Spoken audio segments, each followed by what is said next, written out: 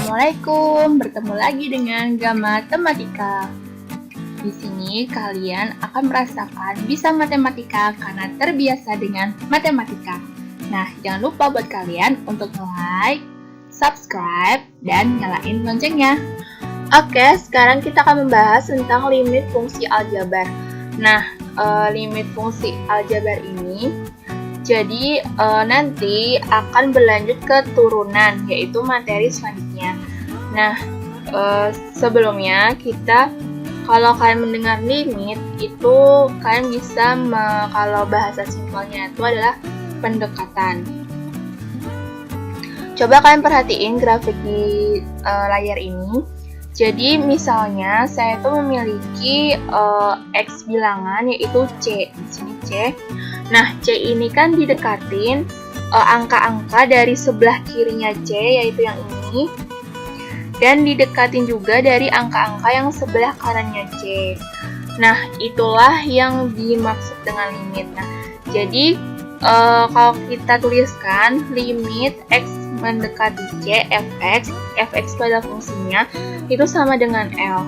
Nah, dimana ketika kalian mendekati dari sebelah kiri, jadi kalau misalnya di sini tuh ada negatif di kanan, di atas konstantanya, itu bukan artinya pangkat negatif, tapi dia itu dari sebelah kiri. Jadi limit X mendekati C dari sebelah kiri itu, dan kalau di yang positif itu didekati dari sebelah kanan.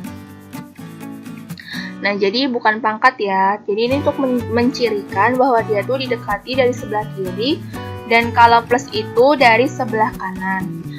Nah, jadi hasilnya itu sama-sama L. Jadi mau didekatin dari kiri maupun kanan, itu hasilnya sama dengan L. Nah, mungkin kalian masih sedikit bingung. Nah, misalnya fungsinya, misalnya kita punya soal limit X mendekati 3, kemudian X kuadrat min 9 dibagi sama X min 3. Nah, ini kalau misalnya jadi cara pertama limit itu kita masukkan konstantanya ke fungsinya. Jadi kalau kita masukkan kan hasilnya, jadi dimasukkan ke X-nya ya, 3 kuadrat min 9 dibagi 3 min 3, hasilnya adalah 0/0.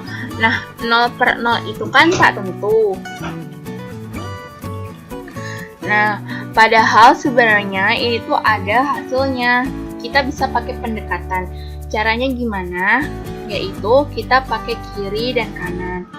Nah, kan sebelum ada angka 3, yaitu kan ada angka sebelum 3 dan ada angka setelah 3. Jadi misalnya kalian kalau mau bikin tabel dulu.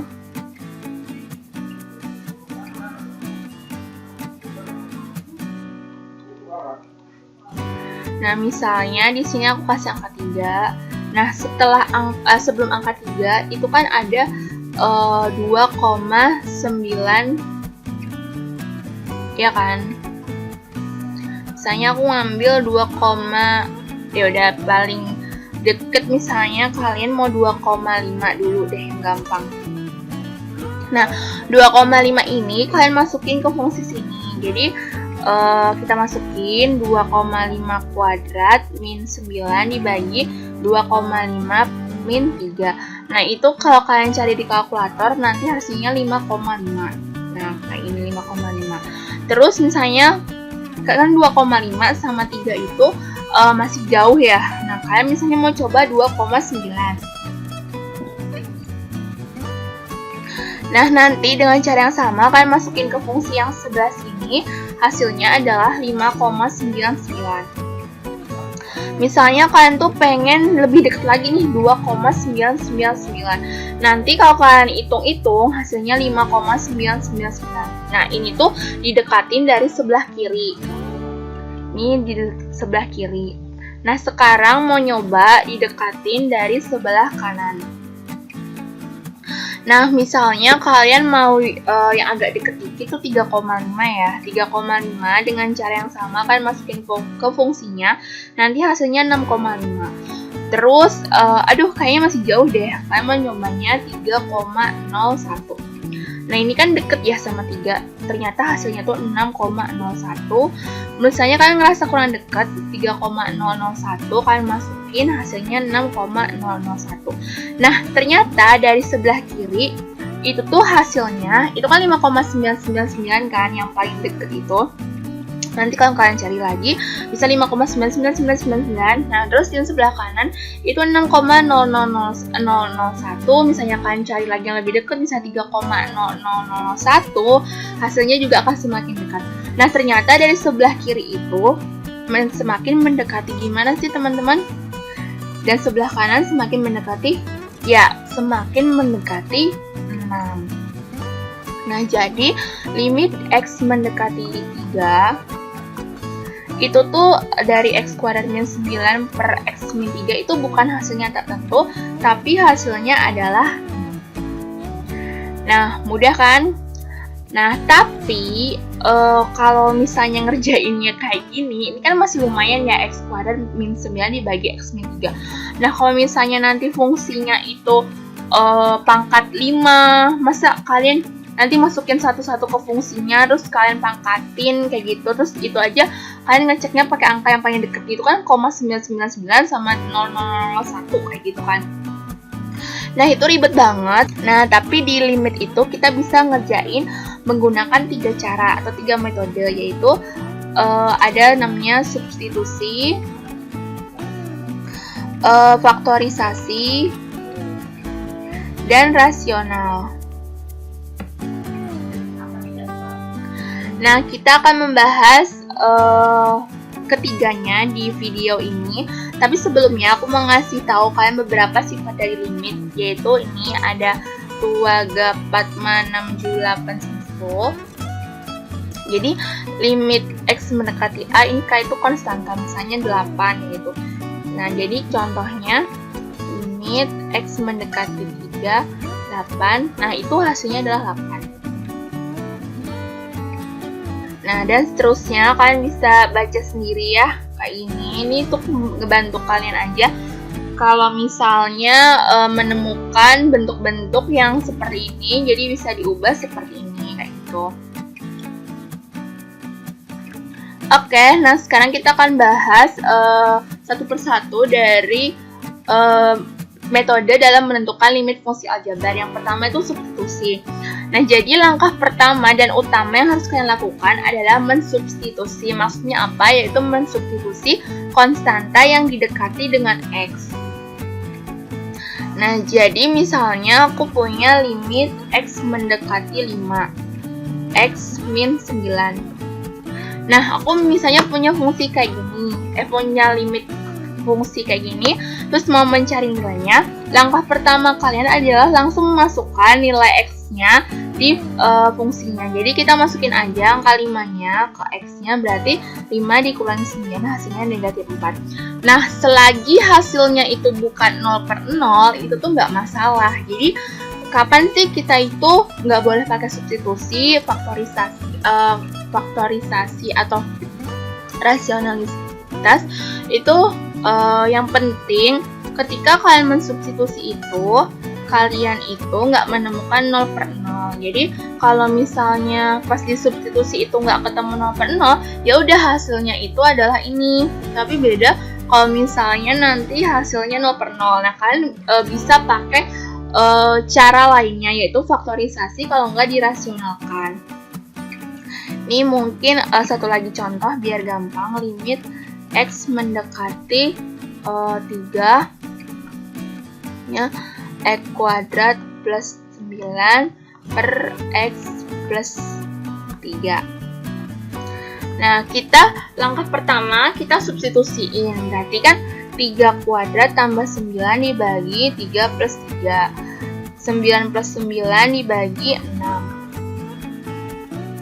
18 bagi 6 hasilnya adalah 3. Nah, itu kan hasilnya bukan 0/0. Jadi ini udah hasil limitnya. Jadi aku tekankan sekali lagi, kalau misalnya cara substitusi itu udah bukan 0/0 hasilnya, nah itulah hasil limitnya. Tapi kalau misalnya hasilnya 0/0, maka kita bisa pakai cara yang lain. Nah, caranya bisa pertama pakai pemfaktoran. Contohnya, limit X mendekati 2, X kuadrat min 4, X min 2. Nah, ini kan langkah pertama banget dalam limit itu kan mensubstitusi. Oke, kita substitusi berarti jadi 2 kuadrat kurangi 4 dibagi 2 kurangi 2. Hasilnya 4 kurangi 4 dibagi 0. Nah, ini kan hasilnya tak tentu. Nah, ini tuh nggak boleh kayak gitu. Makanya kita pakai cara lain dari selain substitusi, yaitu bisa menggunakan pemfaktoran. Jadi kita langsung ubah aja X kuadrat min 4 itu kan bisa diganti kalau difaktorkan X min 2 X plus 2 dibagi X min 2. Nah, ini kan ada yang sama, kita coret, berarti jadi limit X mendekati 2 X plus 2. Nah, kalau udah bentuknya seperti ini kan bisa langsung mensubstitusikan angka 2 ke fungsinya, berarti kita masukin 2 plus 2 hasilnya 4. Nah, udah nggak bentuk 0 per 0, berarti inilah hasilnya. Aku mau ngasih tips buat kalian. Kapan sih ciri nggak bentuk 0 per 0 kalau difaktorisasi? Yaitu cirinya kalau sudah kita ada yang coret. Nah, jadi kalau misalnya udah ada yang dicoret, itu tuh pasti nanti hasilnya nggak 0 per 0. Nah, mudah kan? Oke, sekarang kita mau langsung ke soal selanjutnya. Jadi misalnya limit X mendekati 2 X kuadrat min 3X plus 2 per akar X min 2. Nah, kita coba cara pertama, itu kita langsung substitusikan, berarti 2 kuadrat min 3 kali 2 plus 2 dibagi sama akar 2 min 2. Ini 4 dikurangi 6 tambah 2 dibagi akar 0. Ini kan udah kelihatan banget 0 per 0 atau tak tentu. Nah, di sini kan nggak boleh. Kemudian kan, aku mau memfaktorkan aja nih. Nah, kita cek kalau kita faktorin, berarti kan ini hasilnya X min 1, X min 2 per akar X min 2. Nah, ini kan kira-kira ada yang bisa dicoret nggak, teman-teman? Ayo, ada nggak? Nah, ini kan mengalami kesulitan ya, mana sih? Nah, ini ternyata kita bisa menggunakan cara rasional, yaitu dengan merasionalkannya. Jadi, tadi substitusi ya, substitusi. Ini faktoran. Nah, sekarang mau yang rasional. Nah, kita pakai cara yang rasional. X kuadrat min 3X plus 2 akar X min 2. Nah, merasionalkan kita tinggal kalikan sama akarnya. Nah, kita tulis ini di sini aja ya. Nah, jadi limit X mendekati 2 X kuadrat min 3X plus 2 kali X min 2 per, nah ini akar-akar kan jadi hilang. Nah, kemudian kita sederhanakan yang atas ini kan jadi bisa X min 1, X min 2 akar X min 2 per X min 2. Nah, ini udah ada yang dicoret. Nah, ini juga sama, harus ada yang dicoret. Maka nanti dia itu pasti sudah tidak berbentuk 0 per 0.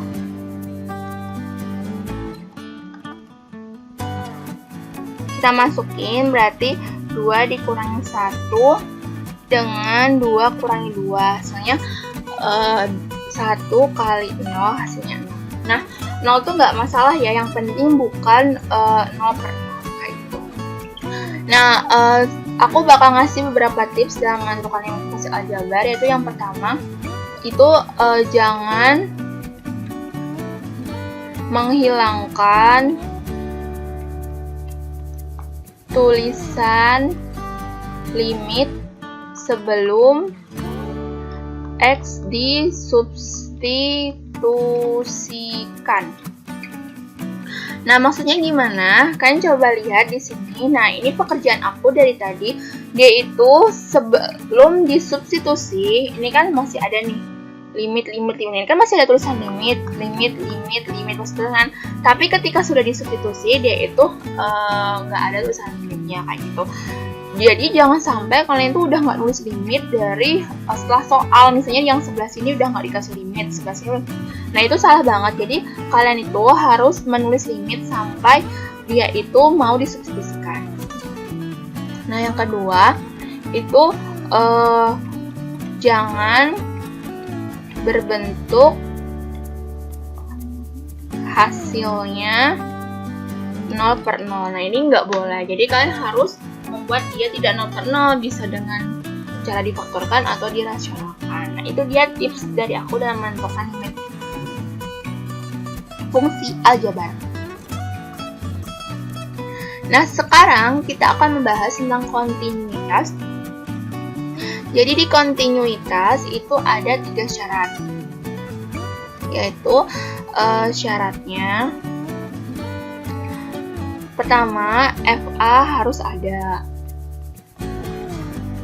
Nah, maksudnya harus ada itu dia terdefinisi. Yang kedua, dia itu limit X mendekati A, Fx itu harus ada juga. Nah, yang ketiga itu nilainya sama. Jadi, limit X mendekati A, Fx itu sama dengan Fa. Jadi nilai 1 sama 2 itu harus sama. Nah, kita langsung ke contoh aja. Jadi kita mau menyelidiki apakah fungsi Fx X pangkat 3 min X plus 1 itu kontinu di X sama dengan 1. Oh ya, dari tadi kan ngomong kontinu terus ya. Jadi kalau kontinu itu jadi itu artinya yaitu berkesinambungan. Nah, jadi kalau misalnya di grafik itu contoh kontinu itu kayak gini. Jadi dia itu kontinu terus gitu. Nah, beda kayak misalnya gini. Nah, ini kan ada bolongnya nih. Nah, ini artinya dia itu tidak kontinu. Bisa juga gambarnya kayak gini. Nah, ini juga nggak kontinu. Jadi kontinu itu berkesinambungan. Oke? Nah, sekarang kita ini kontinu, tidak kontinu. Ini tidak kontinu. Nah, jadi kita menggunakan 3 cara ini. Yang pertama, F-nya harus ada, yaitu kita masukin aja A-nya itu adalah konstantanya. Di sini adalah 1. Jadi kita masukin F1. 1 pangkat 3 min 1 plus 1. Nah, itu kan hasilnya adalah 1. 1 itu bilangan bukan? Bilangan berarti dia itu ada. Nah, ini syarat pertama terpenuhi. Kita cek syarat kedua. Limit X mendekati 1 X pangkat 3 min X plus 1. Nah, kita masukin dengan cara yang limit tadi. Yang pertama itu kan kita substitusi. Langsung aja kita substitusi. Nah, di sini juga ada. Nah, berarti syarat kedua itu terpenuhi. Sekarang yang ketiga. Nah, benar nggak sih nilai yang syarat pertama dan kedua itu sama? Ternyata nilainya itu adalah itu sama dengan F1 sama dengan 1. Nah, karena ketiga syarat ini terpenuhi, maka dia itu kontinu di X sama dengan 1. Oke teman-teman, sekian pembahasan matematika hari ini. Jangan lupa untuk selalu tonton terus Gambar Matematika. Dan aku ingetin ya, buat like, subscribe, dan nyalain loncengnya. Sekian hari ini. Wassalamualaikum warahmatullahi wabarakatuh. Dadah!